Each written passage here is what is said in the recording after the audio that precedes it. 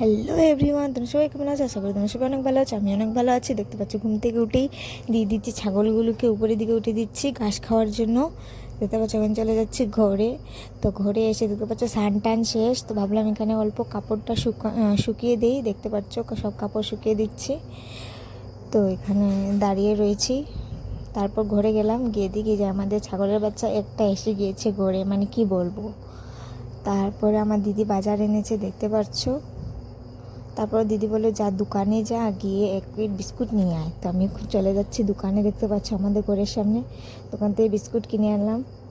দেখতে পাচ্ছ আমাদের দিদি চা খাবে, তার জন্য আমাকে দোকানে তারপর রেডি হয়ে বেরিয়ে গেলাম টিউশনি পড়ানোর জন্য। দেখতে পাচ্ছ, তারপর দেখো আকাশটা দেখতে অনেক সুন্দর লাগছে না? তো ভাবলাম অল্প ভিডিও করিনি।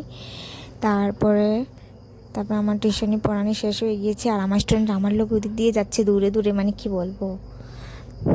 তারপর সব স্টুডেন্ট পড়ানোর পর এখন আমি চলে যাচ্ছি ঘরে। আর দেখো কীরকম অন্ধকার হয়ে গিয়েছে রাস্তা, কি বলবো। আর কারেন্টই নেই, আমার অনেক ডর লাগছিল, কি বলবো। তারপর আমার মা এসেছে আমাকে নেওয়ার জন্য।